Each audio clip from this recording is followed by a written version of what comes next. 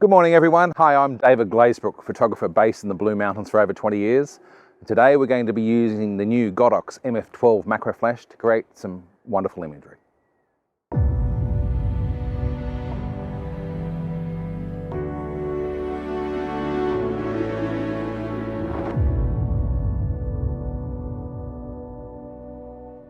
The Godox MF12 is powered by a lithium battery, giving you those fast recycle times. It's also got the extreme close-up positioning adapter for getting that light in super close. Then there's a coloured set of gels and gel holder, though for my personal taste today, I'm not using those as I'm shooting a nature subject, but if I was shooting product or something like that, I'd certainly explore these for some really colourful lighting possibilities. Then of course there's the cold shoe adapter for taking it off the ring and mounting on top of your camera, or a small light stand like this, or even a large studio version. The Godox MF12 is also available as a 2-light kit.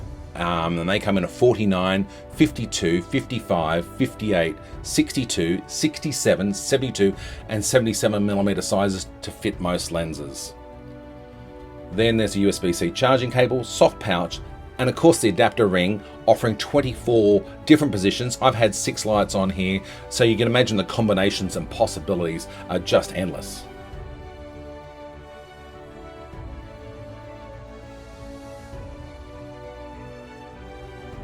With the extreme close-up positioning adapter, it's important that it's mounted correctly. You'll notice with its wedge shape that the narrow side has gone to the bottom of the light, or the bracket side. And this enables the light to be bent around in super tight. So when you're looking to deliver that light to right up nice and close, this will enable that to happen for you. So when you're using your Godox trigger, note that with doing macro, we're working at very short distances, and your trigger has a couple of settings in there for distance. Of course, with macro, we should be using the 0 to 30 meter setting rather than the 1 to 100. We'll get much better reliability in triggering out of that setting.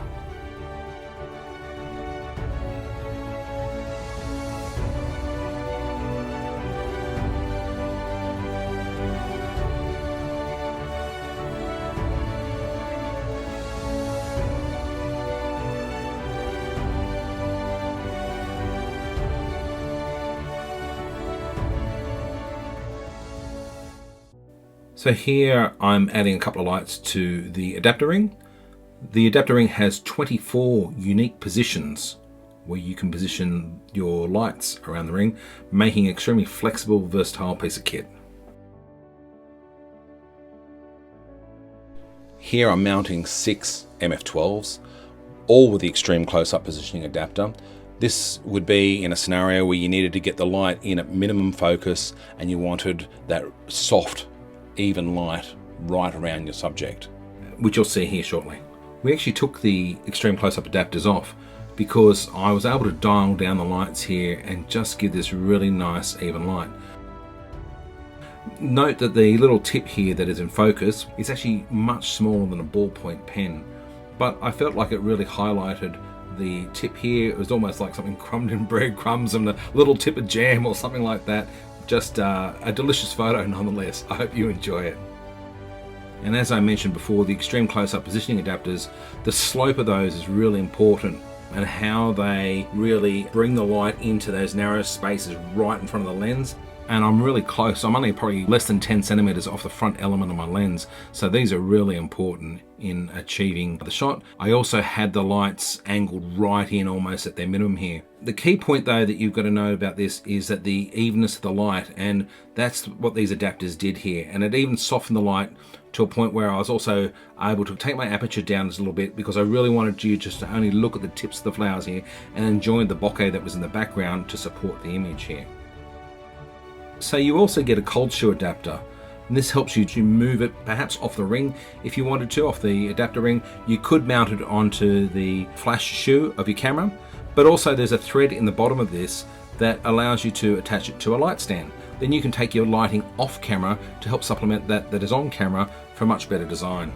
And with all the various groups and channels that we have out of our regular Godox triggers, this allows us to shape our light to create lighting ratios.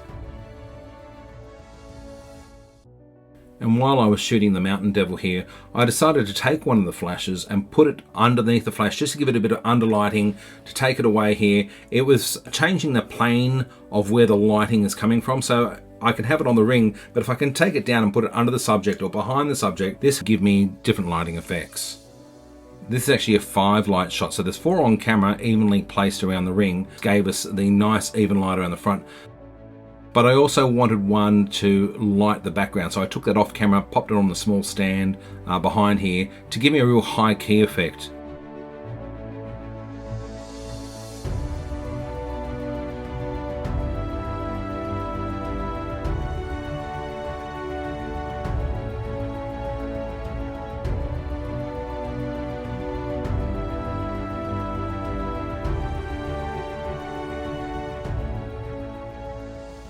Here you can see that I've just got one light on the ring at the moment. I'm just starting to explore the shot.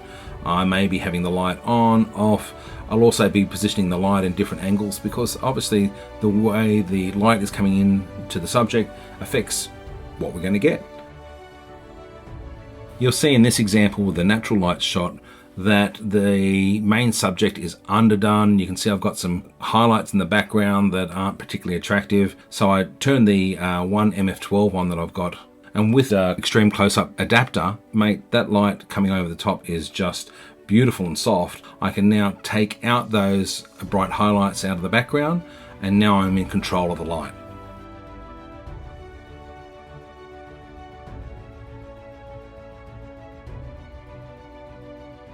So here I've popped on a second light. Here too, also when I was trying to shoot this particular subject, the wind was picking up, it was starting to bounce around.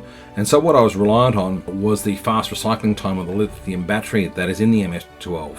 When subjects are bouncing around, then obviously they're in and out of focus. And so sometimes you don't have a way of stabilizing it. So this is another tool that you can use in order to try and capture that shot. Here I'm setting up a shot at home with a couple of emu feathers that I managed to find while I was out walking one day.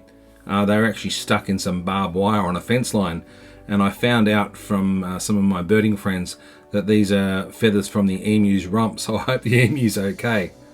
I need to shoot them indoors because any puff of wind, whether even it's my hand going past the subject, will make these feathers bounce around. Here I've just taken a natural light photo to show you what it's like. In order for me to capture this subject, and I only took this particular image at a 40th of a second, but I had to be at ISO 6400. And of course, there's the inherent grain that comes with higher ISO images. And so when I've got a nice light that I can get out of my MF12, I can dial my ISO right back down to its native settings. And in this case, it's ISO 64, helping me get that really clean, crisp shot. So here I've decided to add a second light. Of course, when you start out shooting a subject, and it doesn't matter whether it be a macro subject or anything else, for me it always evolves, and the shot that I may have preconceived rapidly changes, but you need somewhere to start. And so here adding a second light gave me an actual even light. It may look like there's more light coming from the right hand side, but that's only because the subject is lighter in colour on the right hand side and therefore looks a bit brighter, like reflecting more light back at us. And the benefit, of course, of shooting on a glass table is I can pop another light underneath here. I wanted a little bit more fill light. You can see how tiny these MF12s are, and I just popped it on a stool here, set it underneath, and away I went.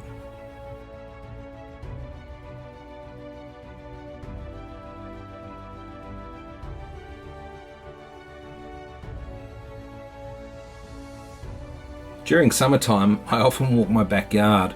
And when I find dandelions growing in my backyard, I find the seed there, I pluck them off, I pop them in a container, and I just wait for when I need them and have a play with these, and these are fascinating subjects. I'm still at ISO 6400 and about a 30th of a second. And here with this soft natural light, it is window light. I've put a little bit of water on here just as an added element, but I'm looking for something a bit more spectacular. And as you saw before, that other shot at ISO 6400, I'm indoors. I need to be able to focus though on my subject because, of course, with all macro, your depth of field is razor thin. So from your trigger, you can pop on your LED modeling lights, And away you go. Find exactly where you want to be focused. Here in this particular shot, rather than sort of putting water all over the subject, I changed my samples out here. I've just got a syringe here with a little bit of water in it, and this way I can precisely place a water drop, and therefore hero that within the image.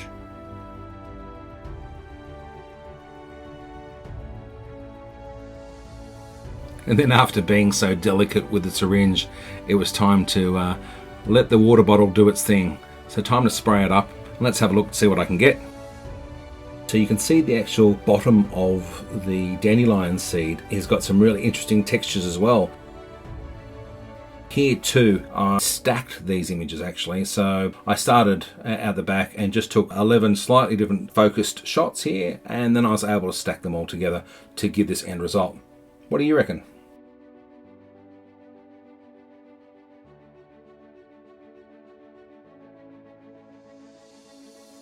I hope you guys really enjoyed this video. This MF12 is so versatile.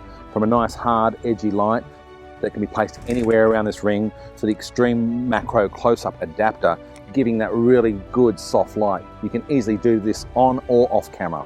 Thank you for tuning into this episode, and also be sure to like and subscribe for more tutorials. I'm David Glazebrook here in the beautiful Blue Mountains. I look forward to seeing you next time.